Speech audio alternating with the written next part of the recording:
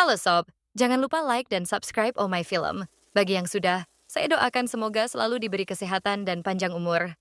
Tanpa lama-lama kita lanjut ke alur ceritanya. Film diawali dengan diperlihatkan seorang wanita bernama Yeon Ji-woo yang hidup sendiri di sebuah rusun.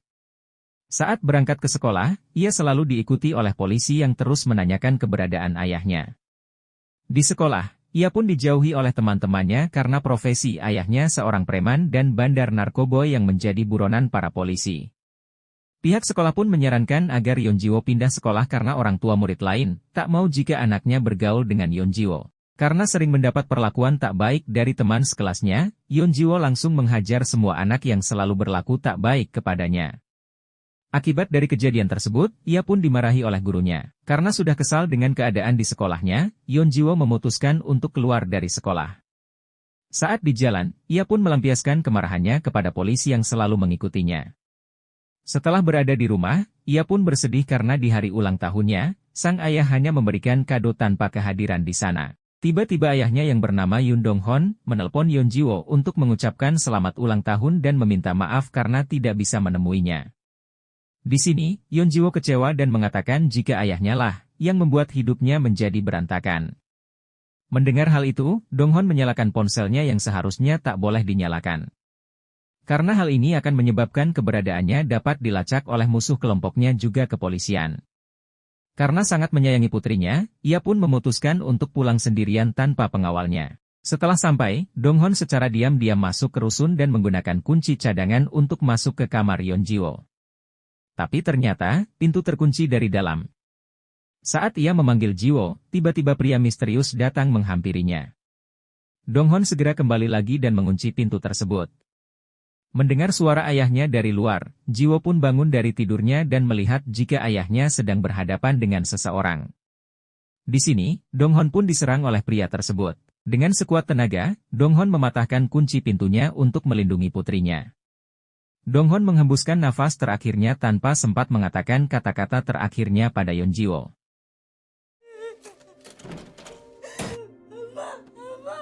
Kini sang ayah sudah disemayamkan. Bos ayahnya yang bernama Cho Mu-jin datang bersama anak buahnya untuk memberi penghormatan terakhir kepada Dong-hon. Di sini, Ji-woo pun bertanya tentang apa yang dilakukan ayahnya sehingga berakhir seperti ini. Choi Mu-jin menjawab, jika Dong-hon adalah teman dan saudara yang paling ia percaya. Dong-hon juga seorang ayah yang baik yang selalu peduli terhadap putrinya, meskipun ia tak bisa menemuinya. Yeon Ji-woo bersedih dan teringat kebersamaan bersama sang ayah saat berada di pinggir pantai. Ia mempunyai cita-cita membangun sebuah rumah di sana dan hidup sederhana. Saat Yeon Ji-woo pergi ke kantor polisi, kepolisian malah menghentikan kasus pembunuhan ayahnya dengan alasan tak adanya saksi kunci walaupun ada bukti rekaman CCTV. Hal itu membuat Ji-woo semakin kecewa. Polisi pun menanyakan percakapan terakhir antara Ji-woo dan ayahnya. Hal ini membuat Yeon Ji-woo hanya terdiam. Kemudian Ji-woo menemui Choi Mu-jin untuk mencari pembunuh ayahnya. Choi Mu-jin mengatakan bahwa untuk menemukan pelakunya sangat sulit. Butuh keberanian dan kemampuan untuk melakukannya. Saat Yeon Ji-woo merenungi kepergian ayahnya, tiba-tiba seseorang mengetuk pintu. Saat melihatnya, Ji-woo sangat ketakutan karena orang itu mirip dengan pelaku yang menghabisi ayahnya. Kemudian Yeon Ji-woo membagikan selebaran sayembara, bagi siapa saja yang menemukan pelakunya, akan diberikan imbalan 5 juta won. Choi Mu-jin yang kebetulan lewat di sana, tak sengaja menemukan selebaran tersebut. Beberapa hari kemudian, seseorang menelpon Ji-woo dan mengatakan jika dia berhasil menemukan pelakunya. Tak lama kemudian Ji-woo mengambil uang dan juga pisau lalu pergi ke tempat orang tersebut. Namun ternyata ia tertipu karena orang tersebut hanya menginginkan uangnya saja.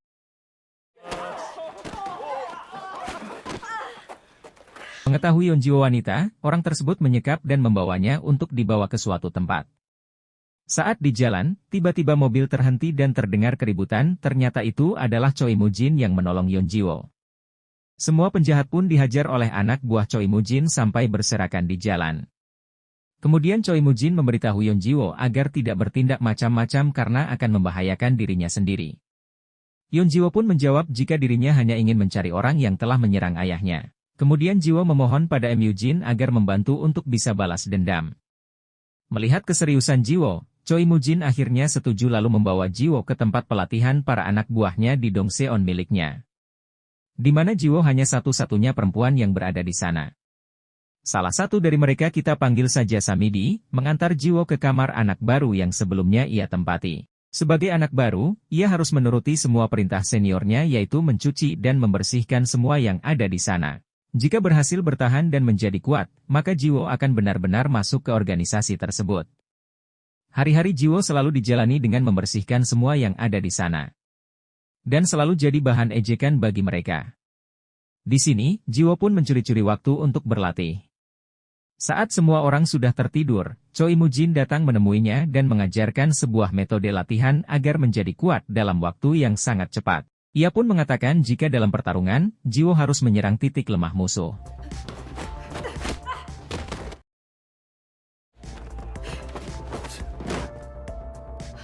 Hari demi hari Jiwo terus melakukan latihan yang keras.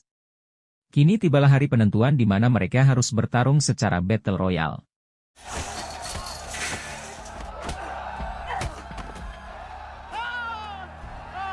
Samidi telah berhasil bertahan dalam pertarungan tersebut. Namun tiba-tiba Jiwo bangun dan itu artinya, mereka berdua akan bertarung untuk menentukan siapa pemenangnya. Pertarungan pun berlangsung sangat sengit. Meskipun Samidi lebih kuat dari Jiwo, namun pada akhirnya dengan teknik yang diajarkan Choi Mujin, Jiwo berhasil memenangkan pertarungan dan menjadi anggota Mujin. Kekalahan tersebut membuat mental Samidi terganggu. Lalu ia merencanakan sesuatu agar bisa menyingkirkan Jiwo. Salah satu temannya melarang dan memberitahu jika Yeon Jiwo dilindungi oleh ketua yaitu Choi Mujin, namun Samidi tak memperdulikannya. Di sini, Samidi menaruh obat tidur di air minum milik Jiwo yang mengakibatkan Jiwo tak sadarkan diri di kamarnya. Kesempatan itu dimanfaatkan oleh temannya untuk berbuat sesuatu pada Yeon Jiwo. Namun karena guci abu dari ayahnya pecah, Jiwo marah dan melawan si gondrong. Saat Samidi mengejar Jiwo dan akan memukul, Jun Tae-ju datang dan menghentikan mereka berdua. Karena kejadian tersebut, kini Samidi mendapat hukuman dari ketua karena telah berani melanggar peraturan. Samidi pun kini diberi sanksi dan dikeluarkan dari kelompok tersebut. Setelah kejadian tersebut, Jun Tae-ju datang dan menyuruh Jiwo agar menyerah saja. Tae-ju berkata, jika Jiwo sama seperti ayahnya yang tak cocok masuk ke dunia kriminal. Di sini, Jiwo tetap pada pendiriannya untuk melanjutkan agar bisa membalaskan dendamnya.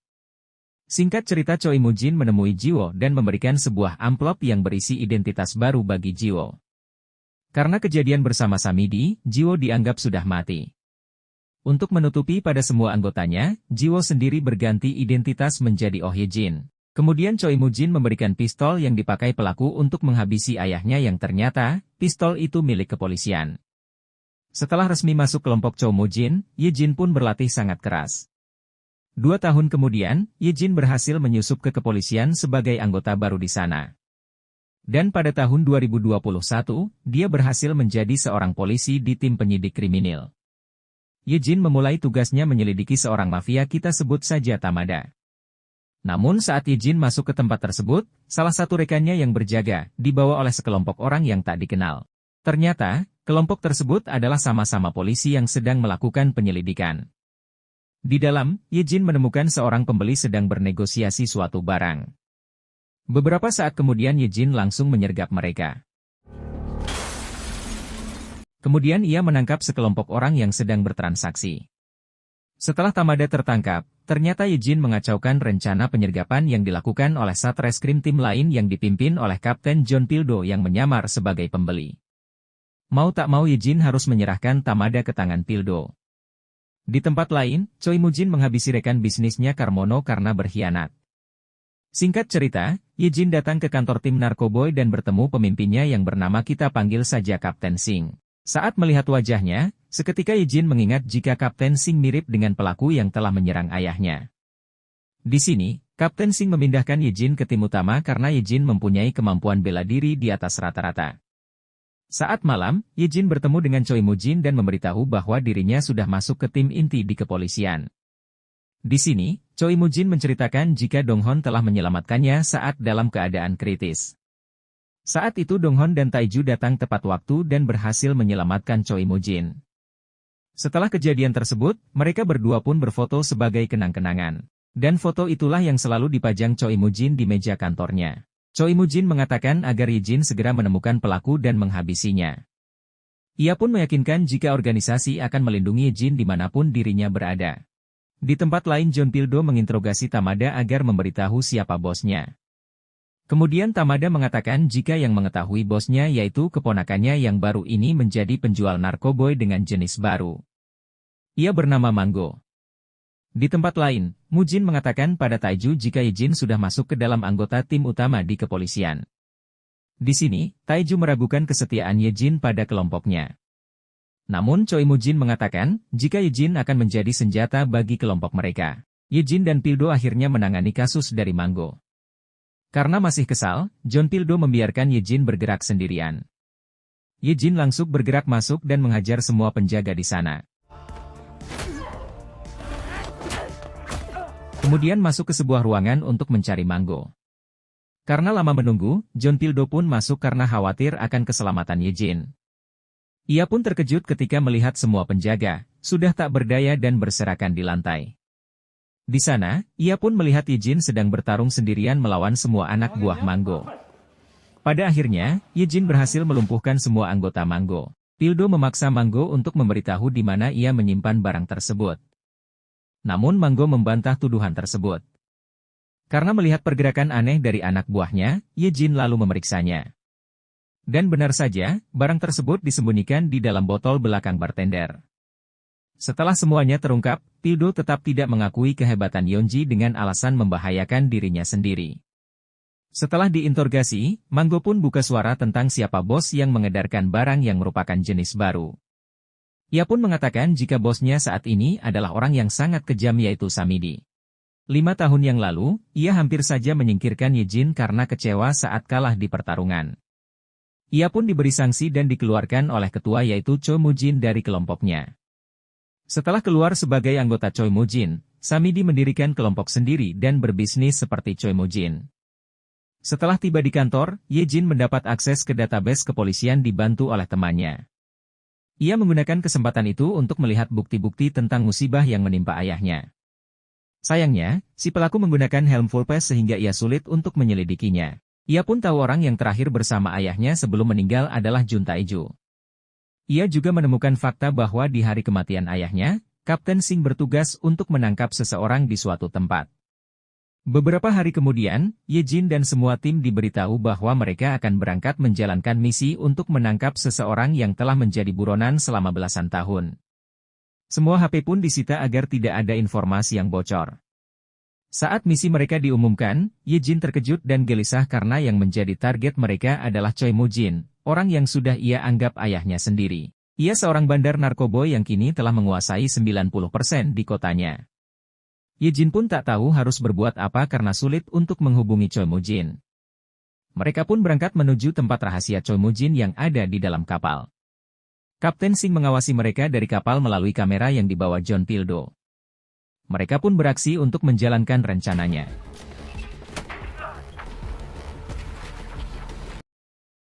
Saat Ye Jin melihat di mana Choi Mujin berada, ia pun ingin memperingatkannya. Namun sangat sulit karena ada John Pildo yang selalu mengikutinya. Tiba-tiba seseorang menyerang Pildo hingga kameranya rusak. Setelah mengetahui keberadaan Choi Mujin, Pildo turun ke bawah lalu memaksa Choi Mujin untuk menyerah. Tiba-tiba sebuah tembakan terjadi hingga membuat kebakaran. Choi Mujin dibantu Taiju akhirnya berhasil lolos. Misi hari itu gagal dan barang bukti pun telah terbakar. Kamera yang dipakai Pildo pun kini rusak dan tak bisa dijadikan barang bukti. Di sana Ye Jin berteriak menemukan pistol yang diduga milik pelaku penembakan. Padahal itu sebenarnya adalah pistol yang telah menyerang ayahnya waktu dulu. Hal ini ia lakukan untuk melihat respon Kapten Singh. Setelah berada di markas, Choi Mujin sangat marah karena tidak ada yang memberitahukan kejadian tersebut. Jun Taiju pun mempertanyakan mengapa Ye Jin tidak memberitahu mereka. Di tempat lain, Ye Jin terus berusaha untuk menghubungi Choi Mujin dengan nomor rahasia, namun Choi Mujin sama sekali tak mau mengangkat karena ia tahu jika itu adalah Ye Jin. Anak buah Choi Mujin yang tertangkap langsung diinterogasi, namun tidak ada satupun dari mereka yang berani bicara. Kapten Singh merasa curiga dengan adanya sebuah tembakan yang meloloskan Choi Mujin. Ia kemudian mengecek seluruh pistol anak buahnya. Dan ternyata, tidak ada satupun dari mereka yang menggunakan peluru. Yejin bertanya pada Pildo mengapa Kapten Sing sangat ingin menangkap Choi Mujin. Kemudian Pildo menjelaskan jika Choi Mujin adalah operasi terbesar mereka selama 11 tahun. Namun sayangnya ia tak dapat ditangkap karena pintar menyembunyikan barang bukti. Di sana, Yejin melihat foto ayahnya dan Pildo pun langsung menjelaskan bahwa orang itu adalah sahabat Choi Mujin yang telah wafat 5 tahun yang lalu. Sampai saat ini mereka belum juga berhasil menemukan pelakunya. Saat berkumpul, mereka pun menambahkan jika Kapten Sing sangat ingin menangkap Choi Mujin karena ingin balas dendam. Karena salah satu teman terbaik Kapten Sing wafat akibat diserang Choi Mujin. Namun mereka tak mengetahui teman Kapten Sing tersebut.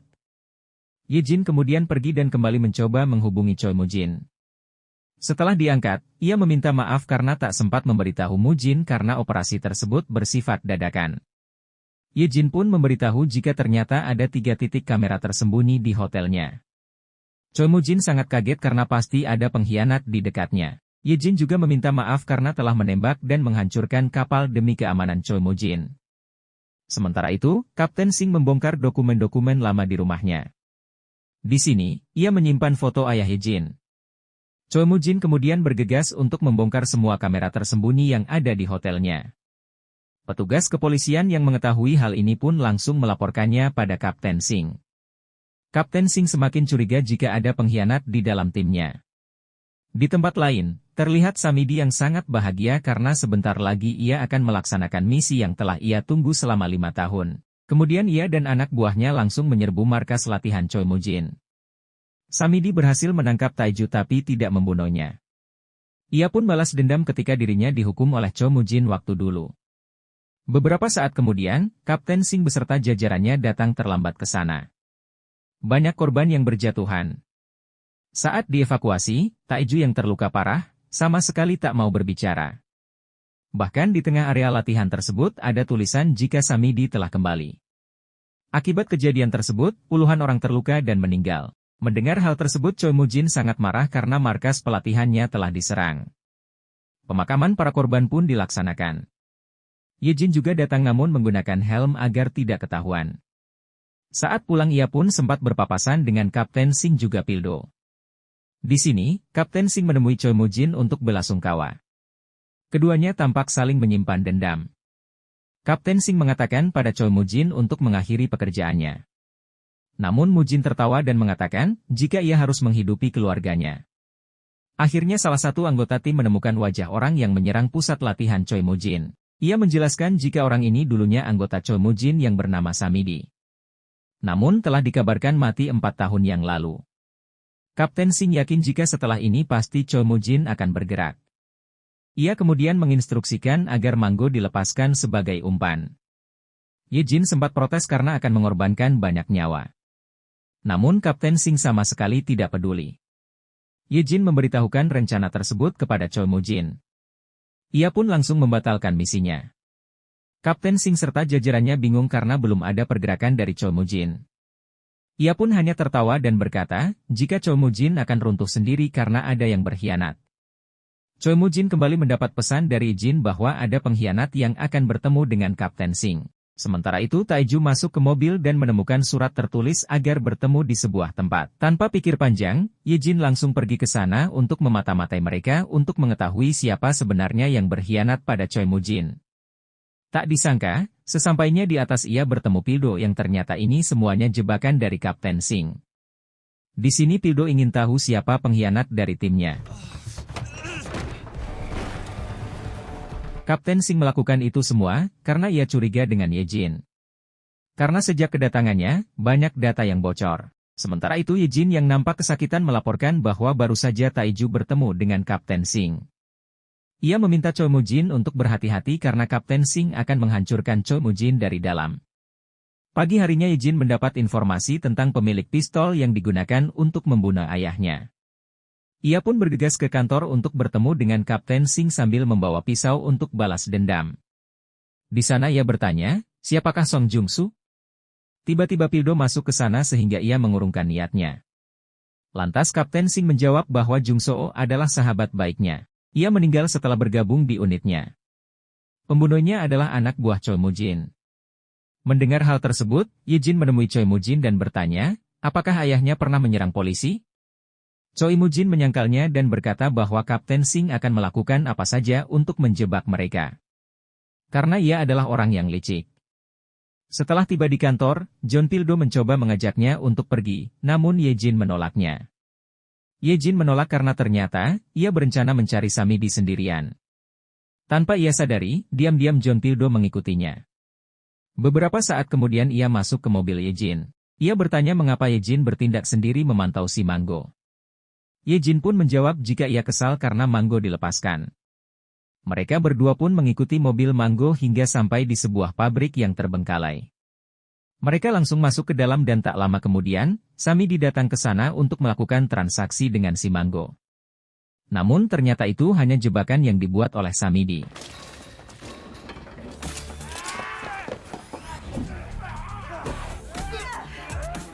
Di tempat lain, Choi Mujin yang sedang berada di sebuah kafe, ia pun menyadari jika orang di sekitarnya sedang mengincarnya. Hingga inilah yang terjadi. Ye Jin dan Pildo akhirnya tertangkap. Samidi yang tahu siapa Ye Jin sebenarnya, ia pun menertawakannya karena telah bergabung dengan kepolisian. Ye Jin yang kesal pun langsung menantang Samidi untuk bertarung. Di tempat lain, semua anggota tim sangat khawatir karena Pildo tidak bisa dihubungi. Mereka pun langsung melacak lokasi Pildo berada. Choi Mujin berhasil mengalahkan semua musuhnya, ia pun langsung menelpon Samidi karena tahu jika ini perbuatannya.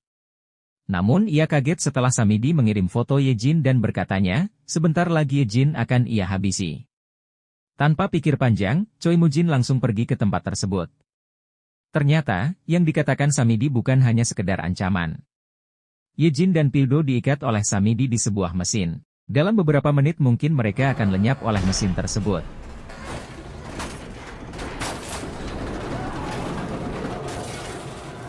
Beruntung, Choi Mujin datang tepat waktu hingga mereka bisa selamat. Tiba-tiba terdengar mobil polisi ke tempat tersebut. Choi Mujin yang mendengarnya, ia pun langsung pergi dari sana. Tak lama kemudian, Kapten Singh dan timnya datang. Ia curiga dengan mobil Choi Mujin yang ditinggal di sana. Keesokan hari Taiju datang menemui bosnya Choi Mujin. Ia sangat kecewa dengan keputusan bosnya yang bertindak ceroboh dengan pergi sendirian. Mendengar hal itu, Choi Mujin pun memarahi Taiju. Ia pun berkata jika Ye Jin sudah banyak membantunya. Saat di kapal, Ye Jin menolongnya walaupun akan membahayakan penyamarannya. Daripada Taiju, yang hanya bisa mendumel saja. Saat di rumah sakit, Pildo memaksa kaptennya untuk segera menangkap Samidi. Kapten Singh menjawab jika Samidi bisa ditangkap kapan saja. Saat ini yang perlu dicurigai adalah Ye Jin. Namun Pildo tak terima dengan perkataan sang kapten. Ia yakin jika Ye Jin adalah orang yang sangat bisa dipercaya. Di sebuah ruangan, Pildo bersedih melihat Ye Jin yang masih dirawat dan belum sadar dari pingsannya. Ia tak menyangka jika wanita yang selalu membelanya, kini terbaring dan tak sadarkan diri. Kemudian Pildo dan timnya langsung bergerak untuk mencari informasi di mana keberadaan Samidi. Di tempat lain, anggota Choi Mujin pun mencari Samidi. Namun Taiju melaporkan jika mereka belum juga menemukannya. Mendengar hal tersebut, Choi Mujin curiga jika Taiju bisa saja telah berkhianat dan menyembunyikan keberadaan Samidi. John Pildo dan timnya akhirnya berhasil menangkap salah satu anggota Samidi dan berhasil mendapatkan informasi. Malam harinya Ye Jin yang masih belum sadar dari pingsannya bermimpi buruk dan melihat ayahnya yang terus menjauhinya. Ia pun mencoba berteriak hingga ia terbangun. Beruntung, John Pildo berada di sana dan berusaha menenangkannya. Ia pun mengatakan akan melindungi Ye Jin dan akan selalu berada di dekatnya. Beberapa hari kemudian, Ye Jin pun sembuh dan bisa pulang dari rumah sakit. John Pildo mengajak Ye Jin untuk merayakan bersama teman-teman polisinya untuk makan di sebuah kafe.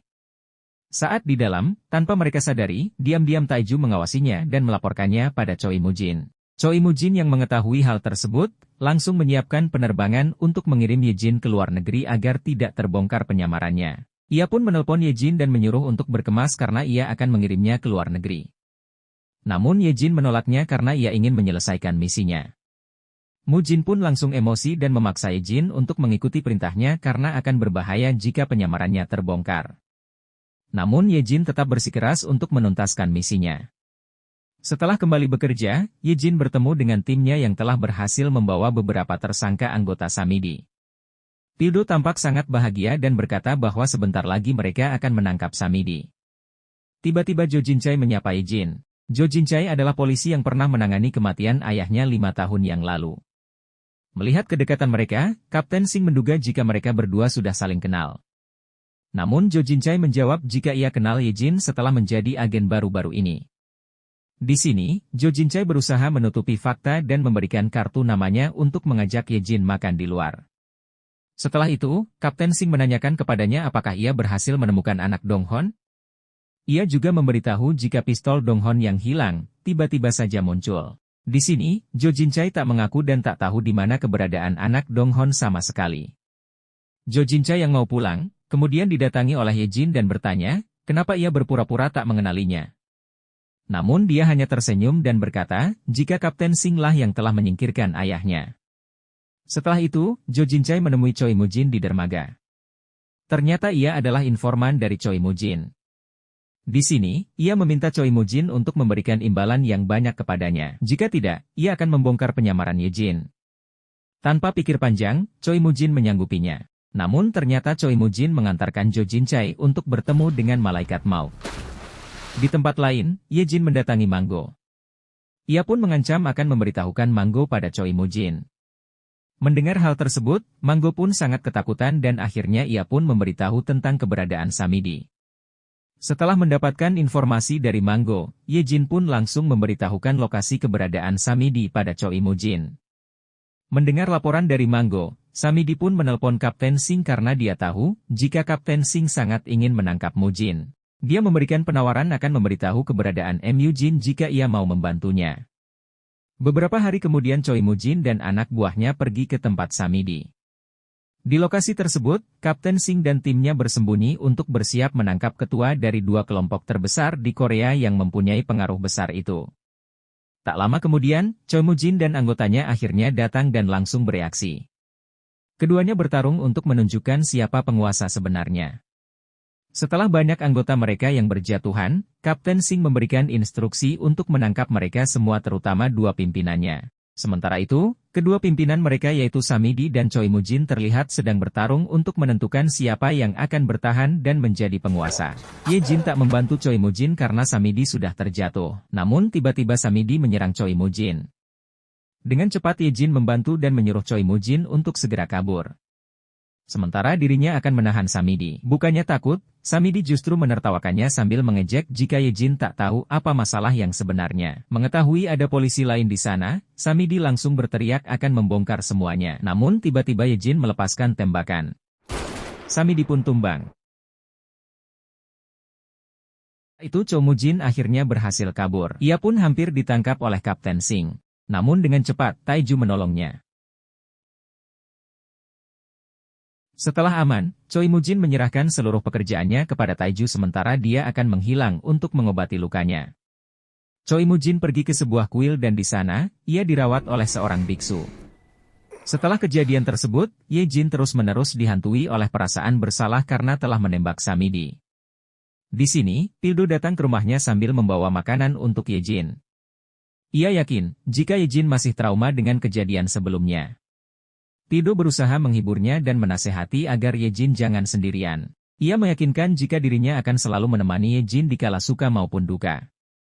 Di tempat lain, Choi Moo-jin akhirnya tersadar jika orang yang merawatnya ternyata adalah teman lamanya yang sudah bertobat. Ia menyuruh Moo-jin untuk beristirahat beberapa hari lagi sampai ia benar-benar sehat. Keesokan hari Ye-jin menerima surat yang ditunjukkan dengan nama aslinya. Saat dibuka, dia sangat kaget karena ada foto ayahnya yang berseragam polisi dengan nama Song Jong-soo, nama pemilik pistol yang ia selidiki. Ternyata surat itu dari Samidi yang sudah tewas. Tiba-tiba Ye-jin mendapat pesan dari Choi Moo-jin yang mengajaknya untuk bertemu. Lalu Ye-jin pun berangkat ke tempat persembunyian Moo-jin yang tak diketahui orang. Setelah sampai, Ye-jin terlihat bersedih setelah melihat kondisi Choi Moo-jin yang terluka parah. Namun Choi Moo-jin mengatakan jika hal ini sudah biasa ia dapatkan saat bertarung. Kemudian Ye-jin pun bertanya, apakah ayahnya seorang polisi? Sambil menunjukkan foto ayahnya yang berseragam polisi, Moo-jin menjelaskan jika dulu ayahnya dikirim oleh Kapten Sing untuk menangkapnya. Namun ia memilih untuk bergabung dengannya karena kebaikan dari Choi Moo-jin.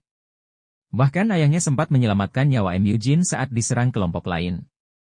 Sejak saat itu, Choi Mujin menganggap ayah Yejin sebagai saudaranya. Mereka berdua menjadi semakin dekat. Ayahnya pun punya beberapa nama agar ia tak dikenali oleh kepolisian. Mujin mengatakan jika dulu ia sempat curiga pada Donghon yang suka menghilang secara tiba-tiba. Suatu hari, Mujin pun mengikuti Donghon sampai di sebuah rumah. Terlihat Donghon membawa banyak makanan untuk menemui seseorang dengan penuh bahagia. Dan di sana, ia pun mengetahui jika Donghon memiliki anak yang selalu ia sayangi yaitu Yeonjiwo atau Yejin. Setelah itu ia berkata bahwa Kapten Sing lah, orang yang telah menghabisi ayahnya. Karena tak terima anak buahnya berkhianat. Di tempat lain, John Pildo menemani Kapten Sing di sebuah kafe. Kapten Sing sangat frustasi karena tak bisa menangkap Choi Mujin saat ada kesempatan.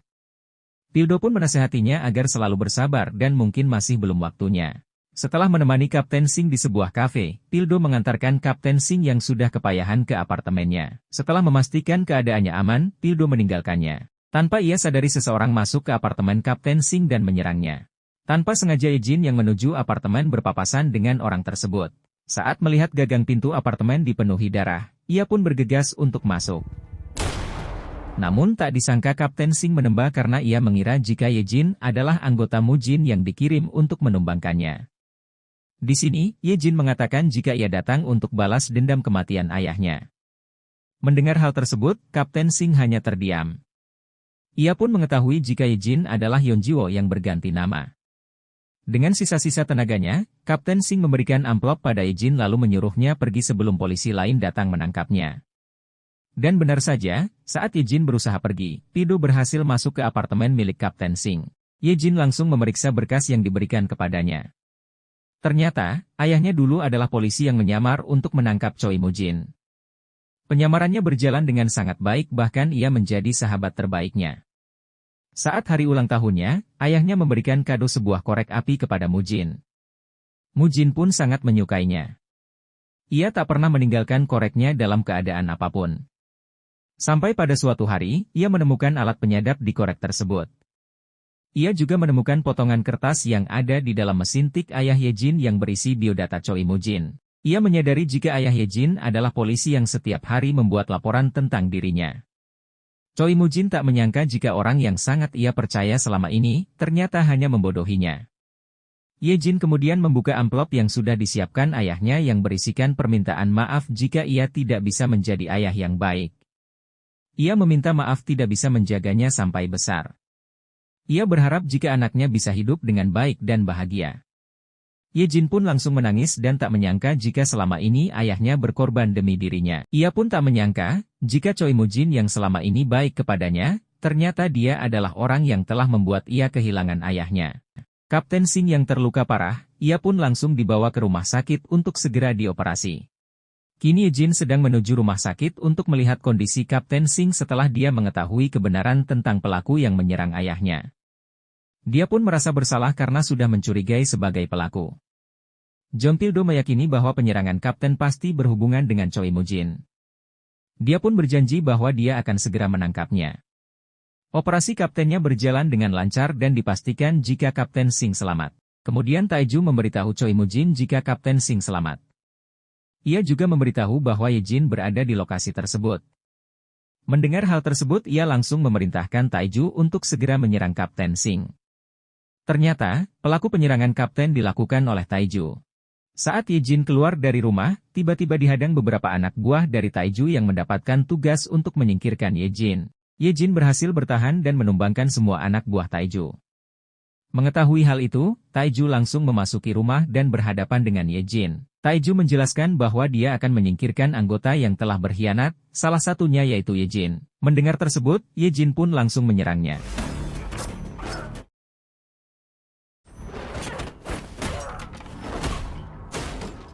Dengan kemampuan bela dirinya yang semakin hebat, akhirnya Yejin berhasil mengalahkannya. Di tempat lain, tim utama polisi sibuk mencari dan mengumpulkan semua bukti-bukti. Setelah mendapatkan informasi tentang Choi Mujin, mereka pun segera pergi menuju tempat tersebut. Namun mereka dikejutkan oleh kedatangan Choi Mujin yang tiba-tiba menyerahkan diri. Kemudian Choi Mujin diinterogasi tentang semua kejadian yang melibatkan dirinya. Namun Choi Moo-jin membantah semua tuduhan tersebut dan mengatakan jika sebentar lagi dirinya akan segera lolos dari segala tuduhannya. Mengetahui hal itu Ye-jin pun bergegas menuju kantor polisi dan langsung pergi ke ruang interogasi. Di sana ia menjelaskan bahwa ia akan segera menjebloskan Choi Moo-jin ke dalam penjara menggunakan semua barang bukti yang mereka miliki. Dengan perasaan marah dan dendam, Ye-jin menegaskan bahwa kali ini Choi Moo-jin tak akan bisa lolos. Setelah mengecek rekaman CCTV, petugas melihat salah satu mobil yang keluar dari kawasan rumah Kapten Singh. Dengan cepat mereka pun segera mendapatkan plat nomor tersebut yang tak lain adalah mobil milik Ye-jin. Ye-jin pergi ke sebuah ruangan untuk mengambil barang bukti dengan alasan untuk penyelidikan. Namun ternyata barang bukti tersebut akan ia hilangkan untuk mengeluarkan Choi Moo-jin. Kemudian ia pun memberitahu Choi Moo-jin jika barang bukti telah ia hilangkan dan ia bebas untuk keluar. Salah satu petugas segera memberitahu Pildo mengenai plat nomor dan juga rekaman CCTV yang memperlihatkan Ye-jin meninggalkan lokasi rumah Kapten Singh. Pildo pun langsung memerintahkan anggotanya untuk segera menangkap Ye-jin. Namun ternyata Ye-jin berhasil kabur dengan membawa barang bukti pisau. Sementara itu, Choi Moo-jin dan sekretarisnya pergi meninggalkan kantor polisi. Karena tanpa barang bukti, polisi tak akan pernah bisa menahannya. Rupanya Choi Moo-jin dibebaskan oleh Ye-jin. Karena semua barang bukti telah dibawa oleh Ye-jin, semua tim langsung panik dan segera memeriksa meja Ye-jin. Mereka tak menyangka jika Ye-jin telah menyerang Kapten Singh. Salah satu petugas terlihat sangat marah dan menyalahkan si Pildo. Sesampainya di kantor, Choi Moo-jin diberitahu salah satu anak buahnya bahwa Taiju beserta anak buahnya sudah tewas oleh Ye-jin. Akhirnya Choi Moo-jin tahu alasan Ye-jin mengeluarkannya dari kantor polisi. Bukan karena ia masih setia dengannya, melainkan ingin menyingkirkan dengan tangannya sendiri. Sementara itu Ye-jin datang ke makam ibunya dan meletakkan abu milik ayahnya. Sebelum pergi, dia berjanji akan segera mengakhiri dan membalaskan dendamnya. Di tengah perjalanan Ye-jin tak sengaja bertemu dengan Pildo. Pildo pun langsung menyuruh Ye-jin untuk menyerahkan diri. Pildo mengatakan bahwa dia sangat kecewa pada Ye-jin karena telah membohonginya. Pildo berhasil menangkap Ye-jin dan membawanya ke kantor polisi. Setelah mengetahui Ye-jin tertangkap, Choi Moo-jin memerintahkan sekretarisnya untuk segera membebaskan Ye-jin karena ia akan membereskan Ye-jin dengan tangannya sendiri. Pildo datang ke sel tahanan dan menduga jika Ye-jin telah menusuk Kapten Singh karena takut identitasnya ketahuan. Ye-jin yang terus membungkam mulutnya, akhirnya bangkit dan mengatakan bahwa dia tidak menusuk Kapten Singh meskipun Ye-jin tidak yakin bahwa Pildo akan percaya dengan semua perkataannya. Keesokan hari, sekretaris Choi Moo-jin menemui Ye-jin untuk menyampaikan pesan dari Choi Moo-jin untuk segera menemuinya jika ia sudah bebas. Sekretaris Kang juga meminta izin untuk membawa Ye-jin ke rumah sakit karena Ye-jin membutuhkan perawatan. Awalnya Pildo tidak menyetujuinya. Namun sekretaris Kang mengancam akan segera mengumumkannya pada publik bahwa geng Dongjun telah mengirim seseorang untuk memata-matai kepolisian. Akhirnya Pildo pun menyetujui dan membawanya ke rumah sakit. Sementara itu Choi Moo-jin menyuruh anak buahnya untuk bersiap-siap menjemput Ye-jin. Sesampainya di rumah sakit, ia langsung ditangani oleh seorang dokter dan juga perawat. Rupanya perawat itu adalah perempuan yang pernah diselamatkan oleh Ye-jin saat ada keributan di cafe. Beberapa saat kemudian Pildo mendapatkan kabar bahwa Kapten sudah sadar dari komanya. Ia pun bergegas menemui Kapten, kemudian memberitahu bahwa Ye-jin lah yang berusaha menyerang Kapten. Mendengar hal tersebut Kapten langsung menjelaskan jika Ye-jin bukanlah pelakunya.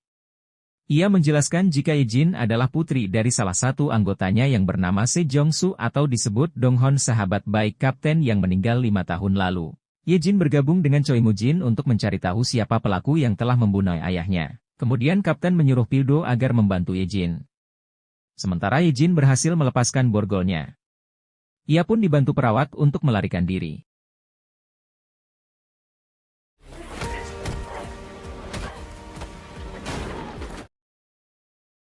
Setelah sampai di basement dan akan pergi dengan mobil perawat, tiba-tiba Pildo datang dan berusaha menahannya.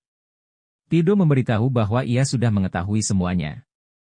Pildo melarangnya untuk pergi. Namun Ye-jin bersikeras untuk menuntaskan balas dendamnya. Kemudian Pildo memasang borgol ke tangan Ye-jin.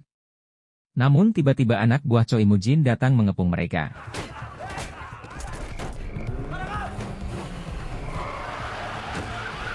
Pildo berhasil lolos setelah menerobos lampu merah dan mobil anak buah Moo-jin terhalang tabrakan beruntun. Terlihat Choi Moo-jin sedang menyiapkan upacara untuk Taiju. Ia diberitahu anak buahnya jika Ye-jin berhasil lolos. Di tempat lain Choi Moo-jin sedang mengingat masa lalunya saat dia menemukan pistol di mesin tik milik ayah Ye-jin. Dan dalam waktu bersamaan, Taiju memberitahu bahwa San Jung-soo sedang menemui anaknya. Karena emosi Choi Moo-jin pun langsung menyingkirkan Jung-soo atau Dong-hon yang menjadi ayah Ye-jin. Setelah keadaan dirasa aman, Pildo dan Ye-jin bergegas untuk menuju markas kepolisian. Saat mobil berhenti di lampu merah, Ye-jin mengatakan bahwa dia akan menuruti semua saran Pildo, begitupun dengan Pildo yang berjanji bahwa dia akan selalu menemani Ye-jin dalam keadaan apapun.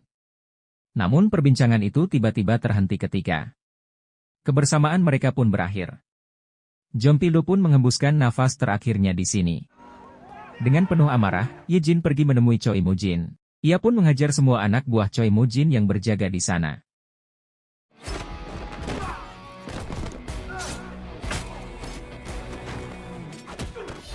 Setelah berhasil mengalahkan semua anak buahnya, akhirnya Ye-jin bertemu langsung dengan pelaku yang menyerang ayahnya yaitu Choi Moo-jin. Dengan sisa tenaganya, Ye-jin menodongkan pisau ke arah Moo-jin dan menanyakan kenapa dia harus menyingkirkan ayahnya. Di sini, mereka pun bertarung untuk menentukan siapa yang akan bertahan. Ye-jin pun berusaha terus melawan untuk membalaskan dendam ayahnya. Pada akhirnya, pertarungan dimenangkan oleh Ye-jin. Akhirnya Ye-jin berhasil membalaskan dendam atas kematian ayahnya dan juga Pildo. Di akhir film, Ye-jin terlihat mengunjungi makam kedua orang tuanya dan meletakkan foto dirinya dan ayahnya.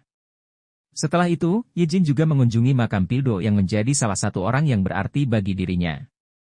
Film pun berakhir.